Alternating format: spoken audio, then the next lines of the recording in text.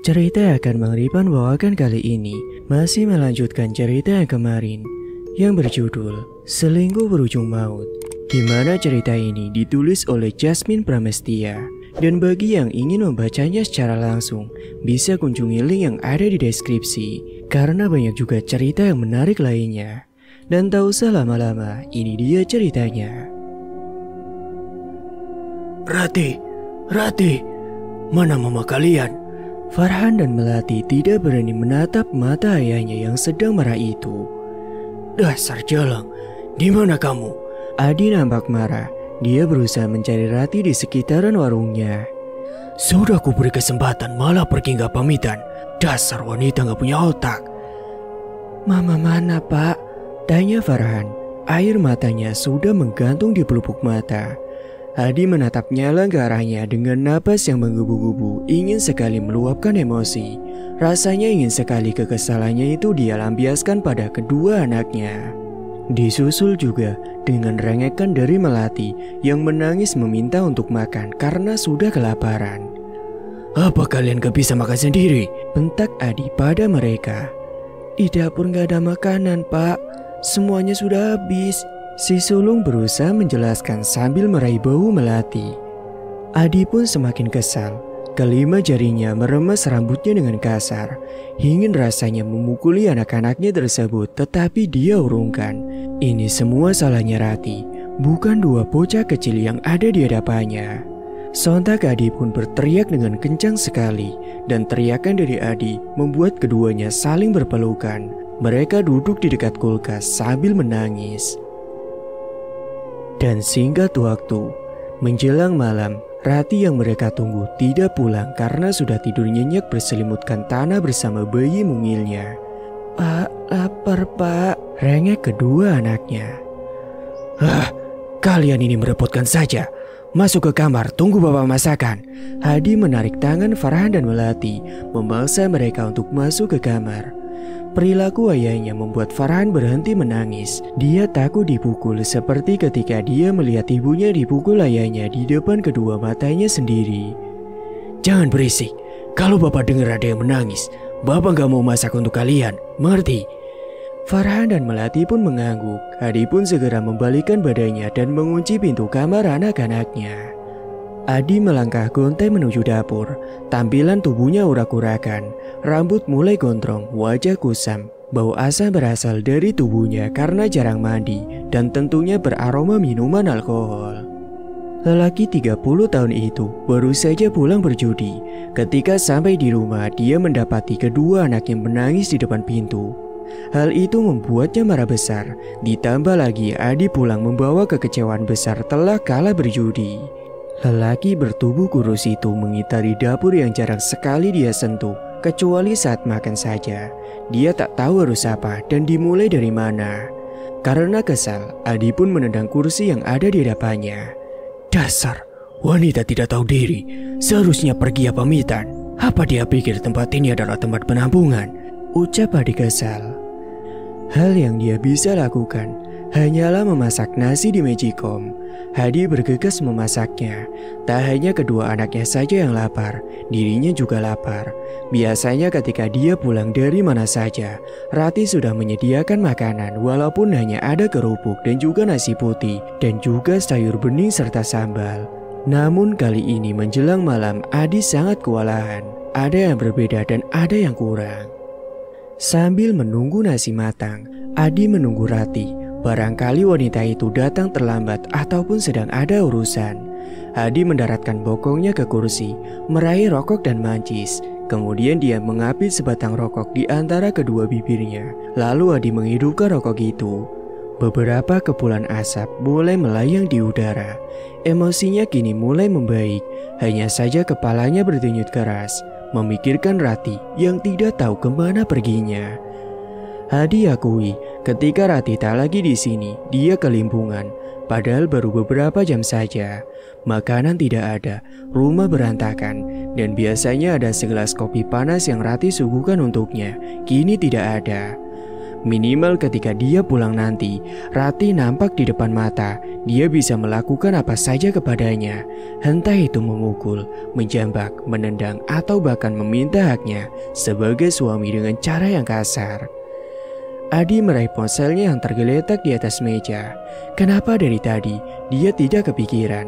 Dia pun kemudian mencoba untuk menelpon nomor Rati. Sambungan terhubung, tetapi tidak ada jawaban dari seberang sana. Tumben sekali, gumamnya sambil memandangi layar ponsel dengan hati yang kesal. Apakah dia pergi sama selingkuhannya? Dasar jalang. Bibir Adi berkedut ingin memaki.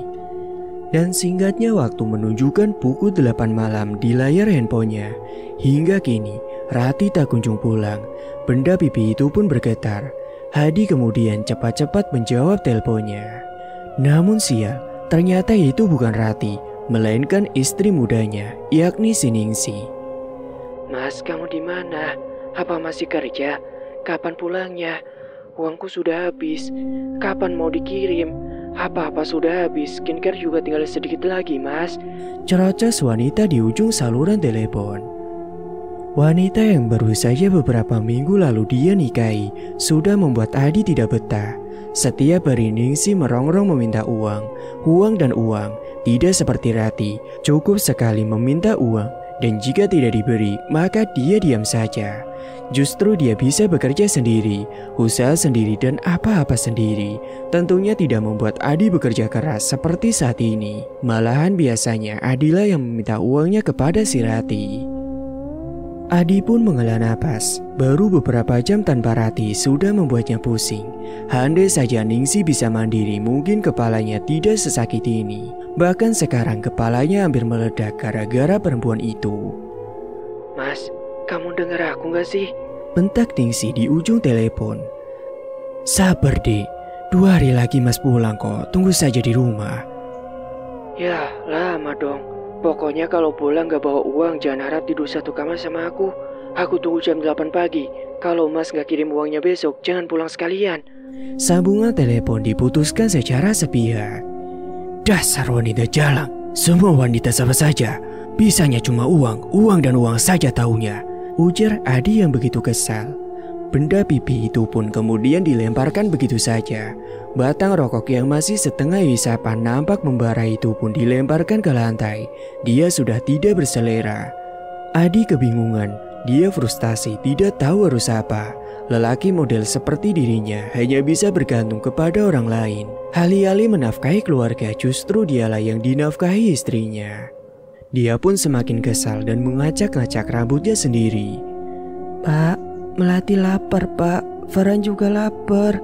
Kedua anaknya menggebrak-gebrak pintu dari dalam kamar sambil memanggil namanya. Adi diam saja, menggebrakkan tangannya ke atas meja. Kalian taunya makan saja, gak tahu bapak sedang pusing. Ini semua gara-gara wanita sialan itu. Hadi berdiri menatap pintu kamar anaknya. Emosi yang tadinya sudah meredam kini bergairah lagi. Pria itu kemudian berjalan mendekati anak-anaknya di kamar. Bukannya membukakan pintu, Hadi hanya berdiri menempelkan telinganya ke daun pintu. Diam, sudah bapak bilang diam ya diam. Apa kalian tuli? Mau bapak pukul ah? Sontak keduanya pun terdiam saling berpelukan. Dan hanya terdengar isakan kecil dari bibir mungil mereka. Dan selang beberapa saat, Farhan kembali berucap bahwa si Melati, adiknya tersebut, sedang pup di celana. Dia berkata kepada bapaknya sambil ketakutan. Astaga, kalian ini menyusahkan saja. Seharusnya kalian pergi dengan mama kalian dan urus adikmu sendiri. Adi pun cepat-cepat membuka pintu. Ketika pintu dibuka, aroma tak sedap menyapa hidungnya yang mancung. Farhan pun menuntun adiknya keluar dari kamar. Dia setengah menyeret karena takut sang adik dipukul sang ayah. Basuh yang bersih. Adi pun berlalu ke ruang tamu. Di sana dia melabuhkan tubuhnya ke atas sofa. Pergi dari rumah ini tanpa anak-anakmu. Adi teringat ucapannya sendiri beberapa hari yang lalu. Rasanya menyesal mengucapkan seperti itu. Ternyata mengurus 2 anak susah sekali. Apalagi Adi tidak terbiasa, bahkan jarang bersama 2 buah hatinya. Bukannya pergi memasak, Adi hanya memikirkan dirinya sendiri. Adi lupa tentang rengekan kedua anaknya yang sedang kelaparan. Dia sibuk dengan pikirannya dan berusaha meredakan emosinya yang sedang naik turun. Dan pikirnya mungkin dengan tidur sepertinya lebih baik. Tak lama kelopak matanya pun mulai menutup.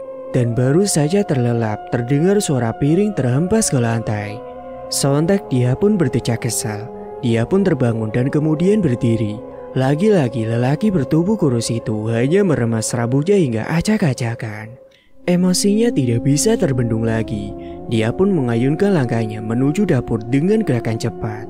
Ketika sampai di dapur, dia mendapati Melati di pinggir meja sambil menggigit jari. Dia ketakutan menatap Adi yang seperti singa yang kelaparan.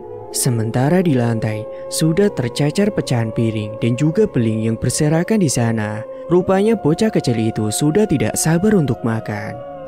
Melati, kamu ngapain ah? Adi menjawar telinga bocah kecil berambut keriting itu, lalu mengangkat satu tangannya agar tidak terkena pecahan beling. Adi memindahkannya ke tempat lain. Sementara Melati masih menangis dengan nyaring. Farhan berlari menjemput adiknya sambil membawa celana untuk Melati. Bisa tidak, kalian jangan nakal, ucap Adi sambil melotot sambil mencari sesuatu. Untungnya Farhan tahu apa yang harus dia lakukan. Bocah bertubuh kurus itu segera membawa adiknya ke kamar dan mengunci pintunya. Mau kemana kalian? Jangan lari, pekik Adi sambil membawa sapu ijuk untuk memukul kedua anaknya. Dia marah seperti kesetanan. Sudah kalah berjudi, sampai rumah anak-anaknya membuat Adi seperti di neraka saja. Maka bertambah lengkaplah emosinya. Melati memeluk Farhan dengan perasaan ketakutan. Buka pintunya, Farhan, cepat buka pintunya. Farhan menggendong sang adik bersembunyi ke dalam lemari. Keduanya ketakutan seperti sedang diincar pembunuh berdarah dingin. Sementara di luar kamar, Adi menggebrak-gebrak pintu sambil mengumpat. Dia kesetanan tidak terkendali. Buka pintunya, kalau tidak dibuka, Bapak akan dobrak dengan paksa. Farhan melotot dengan tubuh yang gemetaran. Degup jantungnya berdetak kencang seperti ketika dia sedang berlari. Pokoknya dia harus melindungi sang adik, jangan sampai dipukuli ayahnya. Begitu pikir Farhan dalam hati. Farhan, buka pintunya, kalau tidak Bapak akan dobrak. Spontan keduanya berteriak memanggil mamanya yang entah ada di mana. Keduanya saling berpelukan hingga tubuh mereka berkeringat. Apa yang harus Farhan lakukan? Dia tidak mau dirinya ataupun Melati dipukul. Dipukul itu rasanya tidak enak. Sudah pasti rasanya sakit sekali. Bapak hitung sampai 10. Kalau kalian gak buka pintunya, akan kudobrak. 1, 2. Kamu dengar Farhan? 3. Farhan pun semakin erat memeluk adiknya. Bocah kecil itu hanya bisa menangis. Dia semakin ketakutan. Tetapi jangan sampai ketahuan Melati, karena saat ini dialah bocah yang akan melindungi adiknya. Jangan sampai sang ayah menyentuhnya. Farhan sangat menyayangi Melati, meskipun umurnya terbilang sangat muda, namun pemikirannya seperti orang dewasa, mengerti bagaimana cara menolong adik dan cara melindunginya. 4. Hadi mengamuk di luar sambil menendang pintu kamar. 5. Brak. Belum sampai hitungan ke-10, pintu sudah berhasil didobrak. Mas, Melati takut. Shh, kamu diam aja adik. Farhan membekap mulut adiknya agar tidak bersuara. Keduanya semakin ketakutan di dalam lemari. Farhan menelan ludah, tubuh kecilnya gemetaran saat memeluk erat adiknya. Sembunyi di mana kalian? Sudah Bapak bilang buka pintunya. Hadi memukul-mukulkan sapu ijuk ke telapak tangannya. Kedua matanya mengitari seluruh ruangan kamar mereka. 6. Kedua mata Adi bertumbuk pada pintu lemari. Dia meninggikan satu bibirnya ke atas. 7. 8. Katanya lagi. Dan kini Adi berdiri di depan pintu lemari di mana Farhan dan Melati sedang bersembunyi di dalamnya. Detak jantung Farhan menembus dadanya hingga adiknya ikut merasakan detak jantung sang kakak. Betapa menegangkannya suasana di dalam lemari yang gerah dan pengap itu. Farhan dan Melati mengintip pada celah pintu lemari yang tidak tertutup. Keduanya bersembunyi di antara pakaian-pakaian yang menggantung. Kalau kalian tidak mau keluar, Bapak akan menyeret kalian satu persatu. Farhan masih belum juga berani keluar dari tempat persembunyiannya. Dia semakin ketakutan karena suara dan langkah ayahnya benar-benar dekat dengan urat nadinya. Seandainya Farhan memiliki tongkat nirmala, mungkin saja dia bisa menghilang dengan sekali kedipan mata. Namun cerita keajaiban tongkat nirmala hanyalah sebuah kisah di dongeng. Farhan, Melati, dengar Bapak atau tidak? Tanya Adi dengan suara yang menggelegar. Dan tiba-tiba saja, angin berembus kencang membuat jendela kamar terbuka lebar dan terhempas ke dinding. Spontan saja Adi menoleh ke arah jendela. Adi mengayunkan langkahnya menuju jendela. Dan ketika dia sampai di depan jendela, dia hendak menutupnya. Bulu kuduknya berdiri semua menyapu tengkuk Adi. Manakala angin menerpa wajahnya, aroma bunga melati menyambangi indera penciumannya. Farhan dan Melati tiba-tiba memberanikan dirinya keluar dari tempat persembunyian mereka. Adi pun membalikkan badannya. Dia lupa bahwa sebelumnya hendak menutup jendela. Anak pintar, seru Adi kepada keduanya. Farhan tidak berani menatap sang ayah. Dia menggenggam telapak tangan adiknya yang mungil tersebut, berharap sang ayah tidak memukulinya. Hadi berjalan menghampiri mereka. Kedua matanya melotot lebar sehingga membuat kedua anaknya ketakutan. Hadi hendak mengayunkan gagang sapu ke arah betis si Farhan. Namun, Mama, itu Mama, Pak. Melati menunjuk ke arah jendela yang memang tidak tinggi dari permukaan lantai kamar. Bocah kecil berambut keriting itu pun langsung berlari menuju jendela, seolah dia mengejar ibunya. Adi pun menyusul langkah kaki kecil itu. Namun ketika sampai di depan jendela, dia tidak melihat ataupun menemukan keberadaan si Rati. Mama pulang, Pak, seru Melati. Farhan dan Adi menjadi kebingungan, pasalnya keduanya tidak melihat apa yang dilihat oleh Melati. Tidak ada, Dek, Mama belum pulang. Farhan menyentuh bahu adiknya sambil melemparkan pandangan keluar. Kalian jangan mengada-ngada. Bilang saja kamu bohong melihat Mama, biar Bapak tidak memukul kalian kan? Mama, Pak, kasihan dia di luar. Suruh masuk, Pak, rengek Melati dengan ucapan cadelnya. Air matanya bercucuran. Entah kenapa sang ayah tidak mempercayai Melati, termasuk Farhan kakak lelakinya. Mendengar tangisan putrinya, Hadi menjadi iba. Dia pun melepaskan gagang sapu dari tangannya.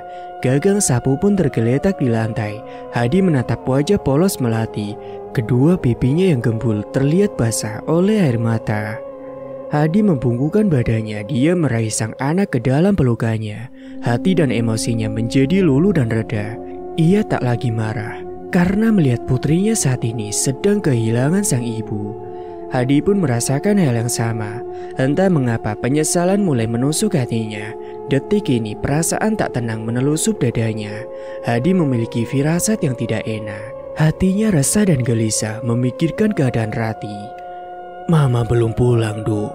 Bapak tidak tahu kemana perginya mamamu. Kita tunggu saja ya, bujuk Hadi kepada Melati. Sekuat apapun Adi membujuk putrinya, Melati tak juga menghentikan tangisnya. Dia terus saja memberontak di dalam pelukan Adi. Bocah perempuan itu memilih turun dari gendongan. Dia berlari menuju keluar sambil menangis memanggil sang ibu. Jeritan Melati mengiris hati siapapun yang mendengarnya kala itu. Dia meraung di depan teras rumah sambil terus mencari si Rati. Hadi tidak bisa berbuat apa-apa. Dia seperti disakiti hatinya melihat putrinya merindukan sang ibu yang entah ada di mana. Dek, Mama belum pulang. Kita tunggu di dalam aja yuk. Sebentar lagi mau hujan. Di sana juga gelap. Farhan mencoba merengkuh dan merebutnya ke dalam pelukan sang kakak. Tidak lama kemudian, Bu Endang, ibu dari Rati, datang ke situ. Nenek, Mama belum pulang, Nek. Ayo kita cari, Nek, ucap Farhan dan Melati berhamburan memeluk Bu Endang. Tunggu di dalam ya. Ini nenek bawakan jajan. Bu Endang menyerahkan satu plastik berisi jajanan untuk kedua cucunya. Keduanya pun sangat girang dan menyambut dengan sukacita. Mereka berlari ke dalam untuk menikmati jajan yang dibawa oleh Bu Endang. Tatapan mata Bu Endang kemudian mengarah kepada Adi seperti dua musuh yang sudah lama tidak berjumpa. Keduanya saling membisu, namun tatapan mereka saling beradu pandang. Apakah ibu tahu kemana perginya Rati? Tanya Adi sedikit canggung dan terpaksa. Kenapa baru sekarang kamu tanyakan? Bukankah di saat dia ada, kamu tidak pernah menganggapnya? Bukannya menjawab, Bu Endang malah melontarkan pertanyaan. Maaf Bu, saya tidak mau berdebat sekarang. Apa susahnya menjawab pertanyaan dari saya? Adi menatap malas pada perempuan yang berusia 50 tahun itu. Bu Endang tersenyum sinis sambil menyilangkan kedua tangannya. Lebih bagus dia pergi daripada hidup bersama laki-laki yang tidak becus seperti dirimu. Pantas saja dia pergi. Lagi pula kamu juga tidak mencintainya kan? Adi tidak merespon ucapan mertuanya. Dia hendak membalikan badan, berbicara dengan perempuan setengah abad itu rasanya ingin mencabik-cabik mulutnya. Dia seperti tidak sabar mendengar ocehan sang mertua. Tunggu dulu, aku belum selesai bicara. Bu Endang meninggikan suaranya. Tidak ada yang dibicarakan lagi Bu. Lagi pula kedatangan ibu hanya untuk menyindir saya saja kan? Mungkin saja Rati pergi bersama dengan Tony. Dia jauh lebih baik daripada dirimu. Mendengar ucapan dari Bu Endang, Adi membalikkan badannya sehingga dia saling berhadapan dengannya. Oh, rupanya ibu mendukung kalau Rati berselingkuh. Pantas saja. Bibir Bu Endang bergetar. Pantas apanya? Tanya Bu Endang. Buah jatuh tidak jauh dari pohonnya. Ibu sama Rati sama-sama wanita murahan. Kamu... Apa? Jadi benar apa yang saya katakan? Adi terkekeh geli memotong ucapan mertuanya. Lebih baik ibu pergi dari rumah saya. Saya memohon dengan sangat hormat. Adi membungkukkan tubuhnya sebentar sambil merentangkan satu tangan memberi isyarat mengusir ibu mertuanya. Bu Endang memilih untuk pergi daripada melanjutkan pertengkaran yang tidak ada habisnya. Memang Bu Endang ini sangat membenci Adi. Sejahat-jahatnya seorang ibu, dia tidak rela jika anaknya disakiti oleh pasangannya. Bu Endang dan Rati memiliki hubungan yang tidak dekat, meskipun keduanya berstatus ibu dan anak. Setelah kepergian mertuanya, Adi mengamuk di depan teras, menendang semua pot bunga yang ditanam oleh Rati. Dasar perempuan jelek, murahan, dan so cantik. Bisa-bisanya kamu selingkuh dengan sahabatku. Adi sakit hati, dia benar-benar merasakan kekecewaan yang begitu mendalam. Seharusnya dia biasa-biasa saja. Bukankah dirinya pun berselingkuh bahkan sudah menikah lagi di belakang si Rati? Seharusnya dia ini bisa introspeksi diri. Di satu sisi, Adi masih bingung. Dia butuh penjelasan dari Rati. Apakah benar Rati berselingkuh dengan Tony? Benarkah bayi yang dikandungnya adalah anaknya dari Tony? Sama-sama bodoh. Bukannya Tony sudah beristri, atau memang mereka sama-sama kegatelan? Adi memang mengusir Rati, tetapi tetap saja Adi merasa kehilangan. Hanya dia perempuan yang mau memberikan uangnya untuk Adi bermain judi. Bapak, Mama, Pak. Suara melati memecahkan suasana hati Adi. Adi pun bergegas menemui anak-anaknya.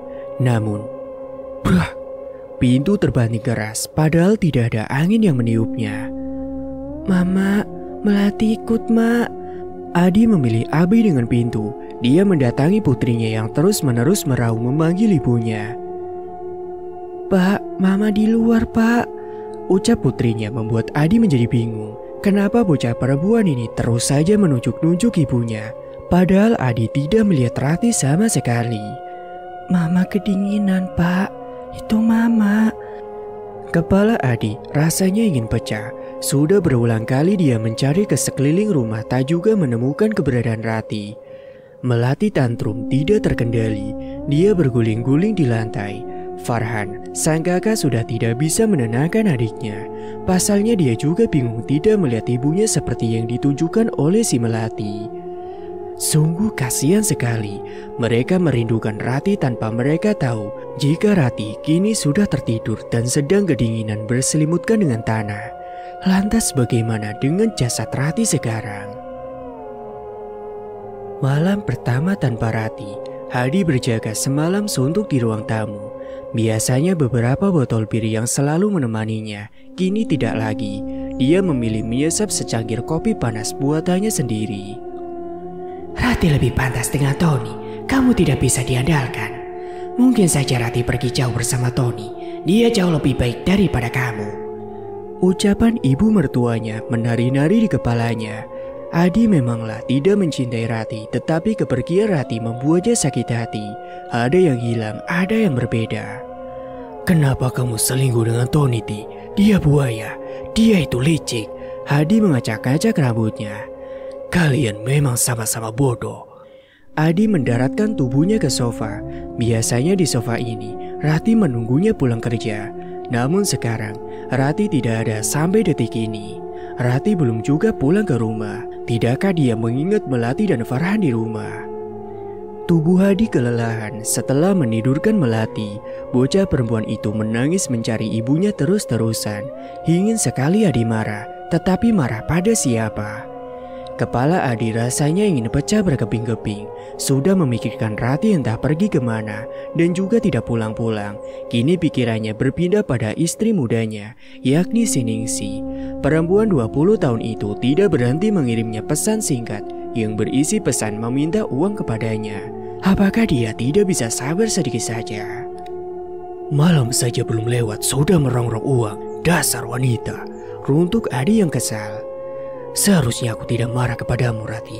Toh aku duluan yang memulai perselingkuhan. Nyatanya aku pun diam-diam menikah dengan wanita lain di belakangmu. Matanya berembun, beruntung dia lelaki yang bisa menahan air matanya. Gengsi dan malu dengan tampangnya yang temperamental. Rasanya mustahil jika meraung menangisi kepergian si Rati. Ribuan kenangan berdesakan di kepala Adi. Ini bukan soal kenangan indah bersama Rati, namun kenangan yang mengiris hati bagi siapapun. Hentikan mas, sakit. Rintih Rati kala disiksa oleh Adi.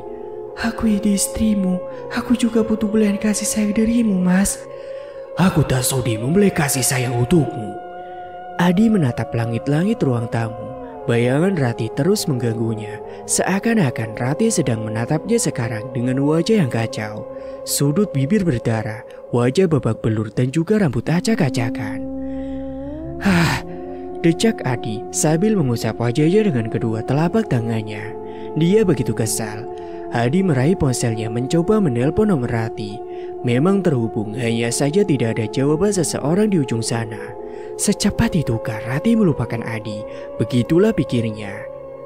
Kenapa prasangkaku jadi tidak enak begini ya? Adi beranjak dari tempat duduknya. Dia berjalan mendekat ke arah jendela. Tangannya menyibak tirai jendela sambil memicingkan matanya. Sepi, tidak ada seorang pun di luar sana. Ada perasaan yang tidak biasa ketika melihat suasana di luar. Entah mengapa, hatinya mendadak berdenyut-denyut, bagai seseorang sedang menarik paksa jantungnya. Tiba-tiba Adi tertegun. Dia melihat seorang wanita yang berjalan di luar sana. Seseorang yang dia lihat itu mirip dengan Rati yang tengah berbadan dua. Astaga, Rati! Adi bergegas membuka kunci pintu. Dia berlari keluar tanpa alas kaki. Perempuan itu semakin menjauh dari Adi. Adi pun mengejarnya. Entah bagaimana, langkahnya mendadak kaku. Tubuh kurusnya menggigil kedinginan. Ti, tunggu Ti. Panggil Adi mengejar seseorang yang mirip Rati sampai ke jalan poros dan gelap. Pulanglah, aku tidak akan marah. Anak-anak butuh kamu, Ti. Seru Adi. Kali ini gengsinya dia turunkan untuk mengakui betapa pentingnya kehadiran Rati. Napas Adi tersengal-sengal sambil memegangi dadanya. Sejak menjadi pemabuk berat dia tidak mampu berlari cepat. Minuman haram itu selain menggerogoti kesehatannya juga membuat Adi semakin kasar, pemarah dan juga ringan tangan. Adi mengakui efek dari alkohol yang dia minum. Namun dia belum bisa menghentikan kebiasaannya untuk tidak mabuk-mabukan. Sungguh dia tidak bisa. Perempuan itu berdiri di hadapan Adi. Jarak mereka hanya 5 meter. Rati, ayo pulang. Aku janji tidak akan marah-marah dan juga memukulimu. Perempuan berbadan dua itu menunduk. Dia menangis tergugu sambil menenggelamkan wajah ke kedua telapak tangannya. Adi terenyuh. Berarti benar, selama ini dia laki-laki yang kasar dan tidak bertanggung jawab kepada keluarga. Buktinya Rati begitu terluka olehnya. Air mata Adi tertahan di pelupuk mata, menggenang mengaburkan pandangannya. Rati, Pulanglah, atau aku gendong kamu. Hadi hendak mendekati perempuan itu, namun teriakan Farhan membuatnya kaget. Bapak, adik pak. Hadi menoleh ke sumber suara anak laki-lakinya. Ada apa dengan adikmu? Hadi berteriak-teriak melihat Mama di dapur. Hadi terenyak mendengar ucapan Farhan. Hadi menelan ludahnya. Kenapa suhu di luar sini terasa dingin sekali? Hadi menoleh ke arah perempuan yang mirip dengan Rati. Astaga! Hadi terkejut setengah mati. Tubuhnya menegang dan bulu kuduknya ikut meremang. Rati! Panggil Hadi sambil celingukan mencari keberadaan perempuan yang mirip dengan istrinya itu. Namun tidak ada siapa-siapa di sini, hanya dia seorang diri. Bapak cari siapa, Pak? Tanya Farhan kebingungan. Bocah laki-laki itu pun ikut celingukan. Tadi mamamu ada di sini, terang Hadi sambil mengusap tengkuknya yang dingin seperti salju. Farhan menoleh ke samping dan ke kanan. Dari tadi tidak ada siapa-siapa, Pak. Bapak sendirian loh dari tadi. Hah, itu tidak mungkin. Ayo Pak, Ade menangis terus di rumah. Akhirnya Ade pun bergegas menuju rumah. Pikirannya mendadak membeku. Tadi bukannya Rati benar-benar ada di jalan tepat di hadapannya. Rati memegang perutnya yang besar. Meskipun tidak menampakkan wajahnya, tetapi Ade yakin bahwa itu adalah si Rati. Dia begitu mengenali gesturnya. Lantas kemana perginya dia? Belum hilang keganjilan di hati. Sesampainya di depan rumah, Hadi mendengar putrinya menangis dan berteriak dengan kencang. Melati! Mama! Mama! Teriak bocah perempuan itu dengan pilu. Dia berdiri di dapur seorang diri. Ada apa nak? Hadi menghampiri Melati. Tubuh kecil itu kacau seperti hatinya saat ini. Bau pesing, pakaian yang dia pakaian basah kuyup oleh kencingnya sendiri. Melati menjawab bahwa dirinya barusan melihat mamanya. Dia pun kemudian menangis pilu dan memeluk si Hadi. Hadi celingukan mengedarkan pandangannya ke seluruh penjuru dapur. Apa yang dikatakan Melati, Hadi tidak bisa membuktikan jika Rati ada di sana. Dia sendiri pun habis bertemu dengan Rati, tetapi hilang begitu saja. Apakah mungkin dia berhalusinasi? Lalu siapa yang dilihat Melati? Ada Mama, Pak. Mama diam aja. Melati mau ikut Mama, jemput Mama, Pak. Tuan, Hadi sakit mendengar rintihan putri kecilnya itu. Dia benar-benar menyesal telah mengusir Rati dari rumah. Seharusnya dia yang disalahkan karena telah berselingkuh terlebih dahulu dibandingkan dengan Rati. Kenapa ia begitu egois sekali tidak memikirkan kesalahannya? Farhan, bawa adikmu ke dalam. Gantikan pakaiannya. Bapak mau cari Mama dulu, siapa tahu Melati benar-benar melihatnya. Gak mau Pak, Melati mau ikut Mama. Pakai baju kamu dulu baru ikut Mama, bujuk si Farhan pada Melati. Akhirnya Melati pun menuruti rayuan dari sang kakak.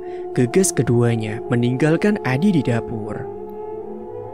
Tubuh Hadi lemas dan lunglai. Dia berjalan gontai membuka pintu dapurnya. Begitu pintu terbuka lebar, angin berembus kencang menerpa wajahnya. Seketika bulu-bulu halus tubuhnya berdiri, pun dengan tengkuknya yang tak luput dari sapuan angin yang begitu dingin. Rati, kamu di mana? Tidak perlu bersembunyi, aku janji tidak akan marah. Hadi menyapu pandangan ke sekeliling belakang rumahnya. Lagi-lagi tidak ada siapa-siapa. Cahaya lampu yang sedikit remang menerangi halaman belakang. Hadi benar-benar sendiri, tidak ada Rati di sini. Dia juga sudah mencari ke samping rumah, tetap saja tidak ada. Kamu di mana, Ti? Kasihan anak-anak. Aku yang salah, Ti. Maafkan aku. Tolong pulanglah, masuk. Tidak perlu kamu takut. Aku sudah lelah mengurus mereka. Mereka hanya menginginkanmu. Namun tetap tidak ada jawaban sama sekali. Dada Hadi bergemuruh naik turun, menahan emosi sekaligus kebingungan. Ini benar-benar aneh. Malam pun semakin dingin. Hadi memutuskan kembali ke dalam menyusul kedua anaknya. Tak sengaja Hadi mendengarkan obrolan keduanya. Ade salah lihat kali, kata Farhan. Beneran Mas, Mama berdiri di dekat pintu. Mama keluar, muka Mama pucat. Bajunya basah, Mama juga gendong dede bayi Mas. Melati mau ikut Mama aja Mas. Kemudian Melati pun kembali menangis dan akhirnya dipeluk oleh Farhan. Mendengar hal itu, tubuh Adi luruh ke lantai. Dia bersandar ke dinding meremas rambutnya, membenamkan wajahnya di antara kedua lututnya. "Rati, pulanglah. Aku minta maaf." Sesalnya yang percuma. "Kamu boleh pergi. Minimal pamitan kalau mau pergi." Tangisnya pun ikut pecah karena sudah tidak tahan lagi. Adi tak kuat mendengar bocah kecil berambut keriting itu menangis. Hatinya teriris sembilu. Akibat keegoisannya membuat hati anak-anaknya ikut tergores luka. "Aku tidak menginginkan kamu pergi seperti ini, Ti. Hilang tanpa kabar." Adi tidak marah jikalau memang Rati pergi. Namun lelaki 30 tahun itu sungguh menyayangkan kenapa Rati menduakannya dengan sahabatnya sendiri. Yang notabene Tony ini adalah lelaki yang tidak baik. Dan juga Tony ini sudah beristri. Sekarang tanpa Rati, apa yang harus Adi lakukan? Mengurus anak tak becus, dia kelabakan, bingung dan lelah. "Pak, Melati badannya panas, Pak." Farhan berdiri di ambang pintu. "Astaga, cobaan apa lagi ini Tuhan?" Hadi mendongak, dia menatap putranya. Hadi pun bertambah bingung dan tanpa sadar dia menyebut nama Tuhannya. "Ya Allah." Sementara di tempat lain, Tony kebingungan setelah dia mengubur Rati hidup-hidup. Tony memacu kendaraannya dengan melaju kencang. Dadanya bergemuruh ketakutan dan sepanjang jalan pikirannya menjadi tidak tenang. Apa yang ia lakukan bisa menjadi bumerang, bahkan dia bisa dibilang menjadi tersangka pembunuhan. Meskipun niat awalnya karena tidak sengaja. "Aku tidak membunuhnya. Aku hanya membuatnya tenang supaya tidak disakiti suami. Dan supaya semua urusannya selesai. Ya Allah, aku hanya ingin menyelamatkan rumah tanggaku." Tony terngiang-ngiang dengan wajah mungil yang dia kubur tadi. Sekilas wajahnya mirip dengannya. "Astaga, berarti dia darah dagingku. Ya Tuhan." Tony bingung sambil memukul-mukul setir. Di dalam hatinya, Tony menyesali semua perbuatannya. Andai saja sebelum dikubur, bayi mungil itu dia peluk dan diberi nama terlebih dahulu. Andai saja Rati dilarikan ke rumah sakit, mungkin masih bisa tertolong. Tapi kenapa dia berbuat jahat dan setega itu mengubur mereka? Tolol. Kenapa aku kubur? Seharusnya aku membawa mereka ke rumah sakit. Maafkan aku, Rati. Aku tidak tahu kenapa aku bisa berbuat sejahat itu kepadamu. Tony memendam penyesalan yang begitu dalam. Namun sudah terlambat semuanya. Banyak kenangan manis yang dia teguk bersama Rati. Seharusnya dari awal, Tony bisa memikirkan bagaimana timbal baliknya atas perbuatannya itu yang telah menipu Rati. Gara-gara Tony, Rati hamil. Setelah perempuan itu hamil, Tony tidak mau bertanggung jawab, bahkan menuduh jika bayi yang dikandung oleh Rati bukan darah dagingnya. "Aku mencintaimu. Aku tidak akan meninggalkanmu." "Kalau aku hamil bagaimana, Mas?" "Tenang aja, aku akan bertanggung jawab, asalkan ada syaratnya." "Apa syaratnya, Mas?" "Bercerailah dengan Adi. Aku berjanji akan menikah denganmu." Semua janji-janji manis itu hanya terucap begitu saja. Tony tidak seserius dengan perkataannya. Dia tidak memikirkan betapa Rati benar-benar mencintainya, benar-benar menaruh harapan yang besar kepadanya. Hal ini pun membuat Tony semakin memperalat Rati hanya untuk menuntaskan hasrat belaka di saat dirinya sedang jauh dengan istrinya. Sekarang apa yang dia lakukan membuahkan penyesalan. Tony selalu terbayang-bayang dengan aksinya beberapa jam lalu. Semua adegan tercetak jelas di dalam ingatannya. Bagaimana dia ketika memperlakukan si Rati. Dia menyeret tubuh bersimbah darah itu sampai ke lubang yang Tony gali. Lalu kemudian dia pun tega menguburnya padahal Rati masih bernapas. Sungguh biadab. "Aku hanya ingin kamu damai di sana, Ti. Hidup di dunia pun kamu juga menderita. Maaf." Tony bergegas menyelesaikan semua pekerjaannya. Setelah mengantarkan tanah kepada pembeli, dia bergegas ingin pulang ke tempat istrinya. Jam di pergelangan tangannya sudah menunjukkan pukul 12 malam. Tony melanjutkan kendaraan roda 4-nya yang dikemudikannya mengarah pulang ke desanya. Perjalanan yang dia lalui membuat hatinya teriris pedih. Bagaimana tidak, dia melewati jalan yang sama, yaitu di depan rumah kosong di tempat meninggalnya si Rati. Terpaksa Tony pun melewati jalan ini lagi. Hanya jalan ini satu-satunya lah yang harus dia lewati. Tony menginjak pedal gas tanpa menoleh kemanapun. Ketika sampai di depan rumah kosong, jantungnya berdebar kencang. Tony tidak kuasa menahan air mata yang terus mendobrak keluar matanya. Kenangan yang mengerikan itu seolah ikut mengulitinya. Sangat tercetak jelas wajah mungil yang membiru dan wajah pucat Rati dengan napas yang terputus-putus. Astaga, aku baru ingat telepon milik Rati, gumam Tony. Pedulilah setan. Setelah melewati rumah kosong tersebut, Tony pun merasa lega, ketakutannya pun berangsur menghilang. Rintik gerimis menerpa atap truk, menari-nari di atas hingga menciptakan sebuah titik-titik gerimis. Gelap, angin berembus kencang membuat Tony kedinginan. Padahal Tony berada di dalam mobil, kedua telapak tangannya terasa membeku, pun dengan tengkuknya yang ikut meremang. Tony fokus mengarah jalanan di depannya. Begitu sunyi, hanya kendaraannya yang melewati jalanan tersebut. Untuk mengusir kesunyian, Tony menyalakan musik. Dia memutar pengeras agar nyaring. Niatnya untuk mengusir kesunyian, akan tetapi entah mengapa semua musik yang dia nyalakan sangat bernada lirih dan juga mendayu-dayu. Bukannya hilang, kini suasana malah mendadak mencekam. Tony tengah asik memutar-mutar tombol radio mencari lagu yang pas dengan suasana malam ini. Dan tiba-tiba Tony menginjak pedal rem secara mendadak. Sepertinya mobil yang dia kendarai menabrak sesuatu. Napasnya berpacu kencang, ditambah lagi jantung ikut memompa darah semakin intens. Detakannya seperti dinding yang akan dijebol dengan benda berat.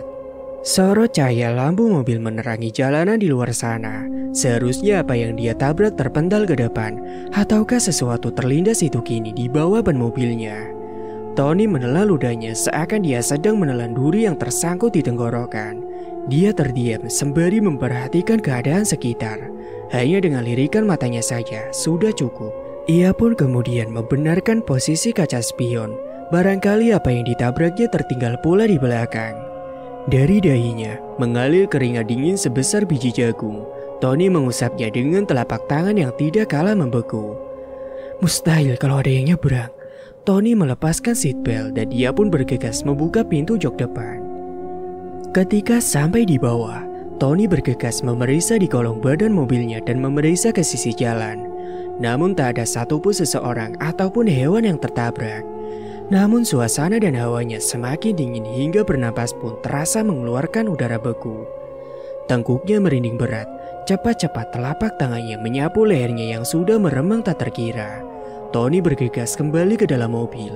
Dia melajukan kecepatan kendaraannya agar segera cepat sampai di tempat keramaian. Tony sudah melajukan kecepatan, akan tetapi dia merasa mobilnya masih di tempat yang sama. Apalagi sekarang suasana dan udara di dalam mobil mendadak sangat dingin dan kaku. Tony menelan ludahnya supaya tenggorokannya tidak terasa kering dan perih. Kedua matanya mengawasi melalui spion. Tony merasa dirinya sedang ditemani seseorang, namun tidak ada siapa-siapa di sampingnya. Jalanan yang dia lalui masih terbilang sepi. Kiri kanan dipenuhi beberapa pohon tumbuhan liar dan hutan belantara. Jarak beberapa meter dia menemukan sungai dan danau bekas galian tambang emas, terkesan menyeramkan. Malam ini tak ada satupun kendaraan lain yang dia jumpai. Tak seperti biasanya. Biasanya masih ada beberapa teman seprofesi ataupun mobil lainnya yang melintas. Jalanan yang dia lalui pun masih terbilang rusak, belum tersentuh aspal sama sekali. Butuh setengah jam lagi untuk bisa mencapai jalanan yang beraspal agar Tony bisa melajukan mobilnya tanpa hambatan. Setengah jam perjalanan, akhirnya roda-roda besar mobilnya menjelajah jalanan aspal. Tony pun segera melajukan kecepatan truknya itu agar lekas sampai ke rumah. Singkat waktu, pukul 2 dini hari, Tony sudah sampai di halaman rumah yang dia rindukan. Mobilnya masih terparkir di depan pintu gerbang rumahnya. Tony pun menekan klakson agar istrinya membuka gerbang rumah. 3 kali suara klakson dibunyikan. Tony bernapas lega setelah melihat sang istri sudah membukakan pintu dan dia pun berlari menuju gerbang rumah. Namun perempuan itu setengah melotot kepadanya. Tony pun memarkirkan mobil di halaman rumah. Dia bergegas turun dari mobil. Tanpa diduga, Bukannya disambut dengan senyuman sang istri, Tony malah disambut dengan tamparan keras dari wanita bermata belok itu.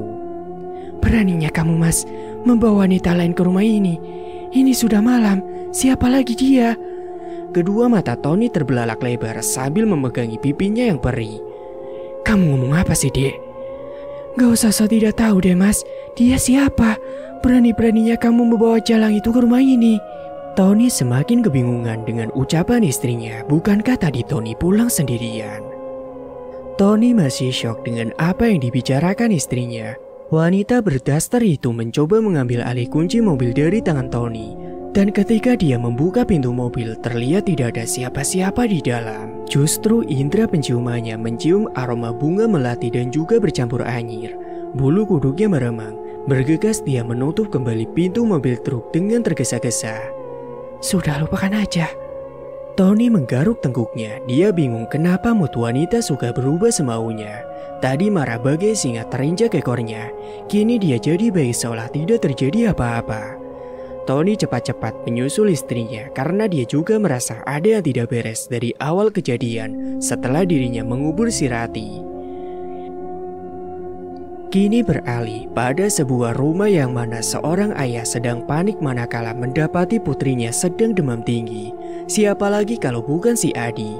Sudah kebingungan ditinggal oleh Rati, dia bingung pula menghadapi kenyataan jika buah hatinya diserang sakit.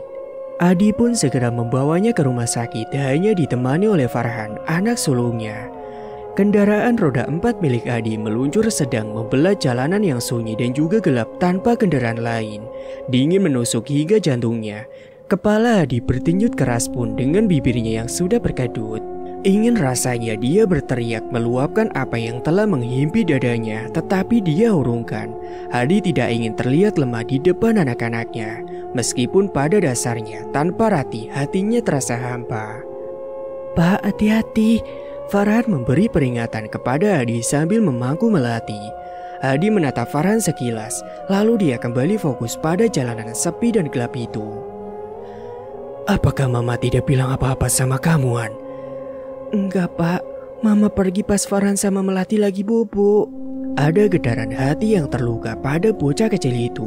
Dia berusaha menahannya agar air mata tak ikut tumpah di pipinya. Farhan membuang pandangannya ke kaca jendela mobil guna mengusir mendung di mata. Farhan, bocah laki-laki yang merindukan ibunya itu sekuat tenaga menahan kerinduan yang tidak biasanya dia tanggung. Biasanya Farhan tidak melihat ibunya hanya beberapa jam saja. Namun kali ini, sang ibu pergi sudah lebih dari 5 jaman. Bahkan sebentar lagi hampir pagi menjelang. Namun sayangnya, orang yang dirindukannya takkan pernah kembali lagi. Siapapun tidak ada yang tahu kecuali Tuhan dan Tony. 15 menit perjalanan, Adi pun sampai ke puskesmas yang ada di desanya. Mobil pickup itu dia parkir ke halaman puskesmas, bergegas menggendong Melati dan membawanya masuk agar mendapatkan pertolongan. Sejak kapan badannya panas, Pak? Tanya petugas kesehatan. Adi kebingungan, pasalnya dia tidak tahu persis sejak kapan anak perempuannya itu mulai sakit. Anak Bapak demam tinggi dan badannya lemas. Harus rawat inap dulu ya, Pak. Dikhawatirkan akan terjadi kejang-kejang. Adi mengangguk pasrah. Dia tidak tahu harus berbuat apa lagi selain mengikuti saran dari perempuan yang memakai pakaian serba biru. Untungnya Melati sudah ditangani dan bisa tertidur lelap di atas ranjang pasien. Adi merasa lega walaupun perasaan dan pikirannya masih berkecamuk. Ditambah lagi, ponselnya bergetar di dalam saku celananya sedari tadi tanpa dia sadari. Akhirnya Adi pun mengambilnya dari saku celana. Kedua matanya terbelalak dan sedetik kemudian dia pun tertunduk lemas. Aplikasi berwarna hijau itu menampilkan satu nama yang membuat jantungnya berdetak dengan kencang. Dia adalah Ningsih. Tony pun segera membuka pesan yang dikirimkan Ningsih untuknya. Beberapa baris pesan tidak sempat dibaca oleh Adi karena sibuk mengantarkan Melati ke puskesmas. Kenapa pesanku tidak dibalas, Mas? Apa kamu terlalu sibuk? Besok jangan lupa jam 8 pagi kirimkan aku uang. Apa-apa semuanya sudah habis, termasuk skincare dan uang untuk aku bersenang-senang selama ditinggal kamu. Memangnya kamu tidak merindukanku? Kamu tega loh, Mas, ninggalin aku tanpa uang jajan. Jangan terlambat loh ya. Aku butuh 2 juta. Jangan kurang, kalau bisa kasih lebih. Kalau Mas gak ngirim, jangan harap untuk pulang. Lagi pula aku tidak sudi melayanimu. Kepala Adi mendadak ingin meledak setelah membaca deretan pesan dari istri mudanya. Benda pipi yang ada di tangannya pun dia genggam erat meluapkan emosi yang meledak di dada. Mungkin kalau bisa Adi ingin menghancurkan saja benda ajaib ini hingga menjadi berkeping-keping. Adi kemudian duduk di kursi panjang yang disediakan di depan ruang rawat inap. Dia nampak frustasi menjabak rambutnya sendiri. 2 juta dari mana? Ya ampun, dasar betina. Aku saja minta uang sama Rati. Sekarang Rati gak tahu kemana perginya. Aku minta uang ke siapa lagi? Adi kebingungan dan dia tidak menemukan jalan keluar dari permasalahannya itu. Bukannya keluar, justru dia terjebak dengan masalah baru. Sementara Adi di sini kebingungan. Di sana Ningsih dengan bangganya dia meminta uang tanpa memikirkan apakah suaminya bekerja atau tidak. Ningsih mengancam Adi, dia duduk santai memainkan ponsel sambil menunggu jawaban dari suaminya. Kedua matanya enggan menutup, jangankan menutup mata, rasa kantuk pun tak kunjung mendera. Perempuan 20 tahun itu khawatir jika sang suami tidak mengirimkan uangnya. Gaya hidup dan style yang dipakai Ningsih harus terlihat berkelas di antara teman-temannya. Maka dari itu, dia meminta uang kepada Adi. Di dunia ini tidak ada yang gratis, Mas. Kamu tidur denganku itu ada artinya. Ya harus bayar. Pelayananku ada timbal baliknya. Kamu puas, aku juga harus puas. Ningsih tersenyum lebar selebar harapannya kepada Adi. Ningsih memainkan ujung rambutnya. Kedua mata tampak berbinar lebar menatap langit-langit kamar bercat putih. Hanya uang dan uang yang ada di dalam pikiran wanita tersebut. Ningsih tidak mengingat penyebab utama rumah tangganya hancur sebelum bertemu dengan Adi. Suaminya terdahulu, dia tinggalkan karena tak mampu memberikan uang yang banyak. Lagi-lagi soal gaya hidup, gaya selangit namun dengan hanya modal dengkul. Singkat waktu, pukul 8 pagi telah tiba. Ningsih pun gelisah. Dia berjalan bolak-balik di depan kaca lemari sambil menggenggam ponselnya. Sejak jam 5 subuh tadi, nomor telepon Adi tidak bisa dihubungi. Perempuan itu menggerutu sepanjang waktu. Dia merasa dipermainkan oleh suaminya sendiri. Kenapa nomor teleponmu gak aktif sih? Jangan-jangan ini disengaja. Ningsih berdiri mematut diri di depan cermin riasnya. Dia memandangi riasan di bibirnya yang merah merona dan mereka. Rambut hitam itu dibiarkan tergerai di pundaknya. Ningsih memakai gaun biru muda setinggi lutut, membalut tubuh rampingnya, bersinar terang sangat kontras sekali dengan kulitnya yang putih. Kenapa gak aktif sih? Awas saja ya kamu, Mas. Ponselnya pun kemudian dia lemparkan ke atas kasur. Ningsih mengembaskan bobotnya dengan sangat kasar. Berkali-kali dia mencoba menelpon nomor Adi, tetapi tetap tidak terhubung. Hanya suara wanita yang menyambut panggilan saluran teleponnya. Apa dia tidak tahu ini sudah jam berapa? Astaga, lama-lama aku tinggalkan saja laki-laki tidak berguna itu. Mulai macam-macam kamu, Mas. Bisa-bisa aku tinggalkan kau. Suara dering telepon genggamnya membuat Ningsih sedikit tersentak. Dia cepat-cepat meraih benda pipi itu. Ketika tahu siapa nama penelponnya, Ningsih tersenyum lebar selebar harapannya saat ini. Halo Mas, dari mana saja sih? Sudah dikirim belum uangnya? Kamu tega banget, biarkan aku kelaparan di sini. Bibir Ningsih dibuat manyun-manyun agar terkesan imut. Biasanya Adi bisa menebak jika dirinya sedang merajuk. Maaf Di, Mas belum bisa transfer saat ini. Uang Mas dipinjam teman. Suara Adi di ujung telepon nyaris membuat Ningsih membanting ponsel mahalnya. Apa? Kamu bagaimana sih Mas? Gak bisa ngira-ngira mana istri mana teman. Mana yang lebih membutuhkan? Dasar aneh kamu Mas, gak punya otak. Ningsih geram, dia naik pitam. Niat ingin pamer di acara arisan temannya malah gagal. Kalau begini dia bisa dijadikan bahan gosip terpanas. Terlanjur sesumbar tetapi meleset dari perkiraan. Apa kamu tidak sayang padaku Mas? Kenapa semuanya berubah? Atau jangan-jangan kamu selingkuh ya? Susah sekali ngomong sama kamu sih. Sahut Adi yang kesal dari seberang sana. Kedua mata Ningsih melotot lebar seperti hantu yang diperankan oleh Suzana. Ningsih semakin geram saja. Dadanya terasa panas bak lahar Merapi yang akan meletus. Kamu jangan coba-coba mempermainkan aku, Mas. Ingat, siapa ayahku. Kalau kamu macam-macam denganku, kamu akan tahu akibatnya.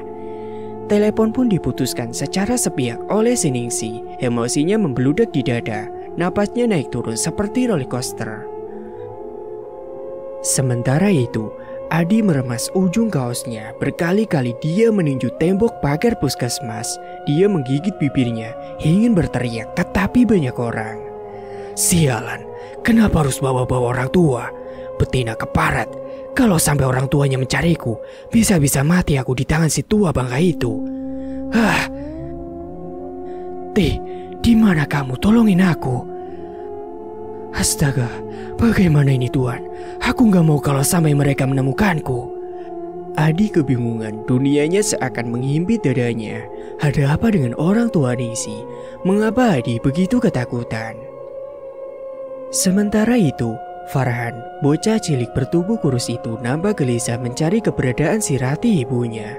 Perempuan yang melahirkannya itu tidak sedikit pun menampakkan batang hidungnya ketika Farhan bangun dari tidur. Di satu sisi, sang adik tidak berhenti menangis memanggil nama ibunya. Hati sang kakak pun teriris. Bocah cilik 9 tahun itu berusaha menenangkan adiknya yang berusia 3 tahun.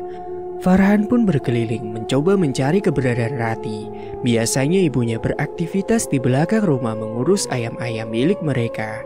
Namun ketika sampai di sana, Farhan sudah tidak menemukan ibunya. Mama kemana, Mas? Sebentar dulu ya, Dik. Mas akan cari ke tempat nenek. Melati mengangguk cepat sambil mengusap air mata yang bercampur dari rongga hidungnya. Bocah perempuan itu menatap punggung kakak laki-lakinya sampai hilang di balik tikungan. Farhan menyusuri jalan ke setiap rumah tetangganya, mencari Rati dan menanyakan keberadaan sang ibu. Tetapi tak satu pun tetangganya yang tahu kemana perginya Rati. Lalu dia bergegas menyeberang jalan mendatangi rumah neneknya. Namun ketika sampai di tempat orang tua ibunya, lagi-lagi Rati tidak ada di sana. Memangnya mama kamu tidak bilang mau pergi kemana? Enggak, Nek. Saat Farhan dan Melati bangun, mama sudah tidak ada. Farhan menggeleng pelan sambil menghela napas yang panjang. Air mata yang sudah mengenang hampir saja mengalir ke pipinya. Bocah bertubuh kurus itu berusaha menahan agar bendungannya tidak jebol dan luluh begitu saja. Sudah kabur paling sama laki-laki lain. Mendengar ucapan neneknya, Farhan sedikit kebingungan memahami apa yang orang dewasa katakan. Coba kamu cari ke tempat Pupuji, barangkali dia ada di sana. Farhan tidak merespon ucapan neneknya. Dia bergegas selari menuju rumah adik ipar ibunya. Dan setelah sampai di rumah mewah itu, jawaban yang sama, ibunya tidak ada. Farhan anak yang hebat. Dia berusaha menjadi kakak pelindung untuk adiknya. Bocah 9 tahun itu tidak ingin menampakkan bahwa dirinya sedang rapuh tanpa seorang ibu. Dia harus kuat di depan sang adik. Tak mungkin dia menangis seperti sang adik. Farhan melangkah gontai sambil menundukkan pandangannya ke tanah. Bagaimana caranya dia menjelaskan kepada sang adik jika ibunya tidak ada di mana-mana? Hari pun semakin senja menjemput malam. Melati terus saja menangis di depan pintu hingga ayahnya datang. Tentu saja Farhan sedikit lega perasaannya karena mungkin saja sang ayah bisa membantunya untuk mencari ibunya. Namun bukannya membantu, sang ayah malah membentak dan memarahi kedua bocah cilik itu yang tidak tahu apa-apa soal keberadaan ibunya. Sebagai anak kecil, Farhan hanya bisa membungkam mulutnya. Dia tidak ingin dimarahi, dia hanya ingin ayahnya mencari ibunya. Namun lelaki temperamental itu tidak peduli. Dia hanya bisa berteriak, memaki dan membentak Farhan sampai adiknya itu pun terkencing-kencing di celana. Hal yang paling menakutkan ketika Farhan dan Melati bersembunyi di dalam lemari. Mereka bersembunyi dari incaran ayahnya yang sedang mengamuk. Farhan mendadak menjadi dewasa sebelum waktunya. Dia memikirkan caranya menyelamatkan sang adik, walaupun dia sendiri tidak tahu bagaimana menghindar dari lelaki dewasa pemarah itu. Saking ketakutannya, sang adik mendadak demam. Farhan merasakan suhu tubuh adiknya panas, apalagi ketika mereka bersembunyi di dalam lemari. Kedua mata Melati melotot ketakutan, bibirnya gemetaran, menggigil hebat dan juga berkeringat. Bocah cilik perempuan itu hanya bisa memeluk erat tubuh sang kakak. Beruntungnya ketika Adi menemukan mereka, Jendela kamarnya selalu terbuka lebar dengan sendirinya, entah kenapa, dan setidaknya menyelamatkan mereka dari amukan Adi. Melati berteriak kencang memanggil nama ibunya. Farhan dan ayahnya pun mencari keberadaan sang ibu, namun Rati tetap tidak ada. Keduanya menganggap bahwa Melati ini sedang berhalusinasi. Mama, itu Mama, Pak. Itu Mama, Mas. Teriakan dan raungan Melati membuat hati Farhan teriris sebagai seorang kakak. Dia tidak sanggup melihat adiknya meraung seperti sangat kehilangan ibunya. Sebenarnya dia tidak ingin menangis pun sama apa yang dirasakan oleh Melati. Akan tetapi, dia tidak ingin membuat ayahnya semakin murka. Untuk itu Farhan mencoba menahannya agar dia tidak menangis di hadapan si Adi. Setelah beberapa jam kemudian, adiknya pun panas dan juga demam tinggi. Farhan kebingungan, dia harus berbuat apa. Mau tidak mau terpaksa mencari ayahnya untuk mengadu jika sang adik sedang sakit. Ketika mencari sang ayah, Farhan kebingungan kenapa ayah dan adiknya seperti melihat keberadaan ibunya padahal dia sendiri tidak melihat. Farhan pun bernapas lega ketika sang ayah membawa adiknya itu ke puskesmas terdekat. Itu artinya sang ayah sudah tidak marah lagi kepadanya dan juga kepada Melati. Hal yang paling melegakan jika sang adik mendapatkan pertolongan. Malam ini Farhan tanpa seorang ibu yang menemaninya. Ada rasa yang berbeda, rindu, kecewa dan juga sakit hati kepada ibunya. Kenapa Farhan tidak diajak pergi juga? Kenapa Mama gak bawa Farhan dan Melati, Mak? Apa salah kami? Sesak berjubel di dada kurusnya. Farhan pun hanya menangis dalam diam. Perasaan Farhan kini mulai membaik setelah sang adik dirawat dan mendapatkan perawatan intensif dari tenaga kesehatan. Dan singkat waktu, pukul 5 subuh Farhan diantar pulang oleh sang ayah ke rumah. Dia disuruh berangkat sekolah seorang diri. Selepas diantar ayahnya, Farhan pun ditinggal sendiri di rumah. Mama kemana? Kenapa Farhan gak diajak? Barulah Farhan berani meluapkan amarah dan kekecewaannya seorang diri. Bocah kecil bertubuh kurus itu menangis di dalam kamar mandi. Dia menangis sepuasnya, meraung dan berteriak tanpa seorang pun yang mendengar. Kata siapa, anak laki-laki tidak boleh menangis. Sekuat apapun hati, jika kehilangan seorang ibu, hatinya pun akan rapuh. Farhan tidak tahu mengapa dia ditinggalkan oleh ibunya begitu saja. Tangisnya pun pecah, terdengar pilu dan juga menyedihkan. Mama di mana sih? Entah sudah keberapa kalinya dia menghapus jejak air mata di pipi, tetapi bulir-bulir kristal bening itu terus saja mendesak ikut merasakan betapa kecewanya hati seorang anak yang ditinggalkan tanpa tahu sebab apa salahnya. Farhan, sungguh kasihan sekali dirimu. Andai saja bocah sekecil itu tahu ibunya pergi untuk selama-lamanya terkubur di dalam tanah, mungkin hatinya bakalan lebih rapuh serapu ranting kering yang dipatahkan. Setelah menangis beberapa menit di kamar mandi, Farhan pun beranjak dari lantai. Dia melepas semua pakaian yang melekat di tubuhnya.